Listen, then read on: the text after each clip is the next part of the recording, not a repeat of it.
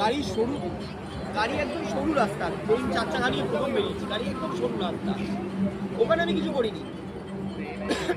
আমি বাড়ির সামনে এসেছি, এবার বাবার একটা নিচে দোকান আছে ইলেকট্রিকের, ওর সাইডে একটা ল্যাম্প পোস্ট রাখা আছে। এবার মা বসেছে পেছনে, বাবা আমার সাইডে বসেছে। এবার কি হয়, মাঝখানে নিউট্রাল, ডান দিকের ওপরে ফার্স্ট, নিচে সেকেন্ড, আর তারপরে মাঝখানে ওপরে থার্ড, আর নিচে ফোর্থ গিয়ার।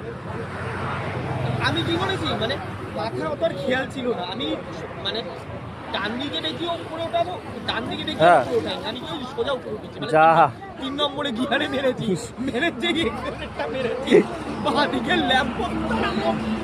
আর ইয়ে যে এবার শোনা, এবার উপরে দিয়েছে, বললাম বাবা কি হলো, বাবা বলছে দাঁড়া দাঁড়া নেমে দেখছি।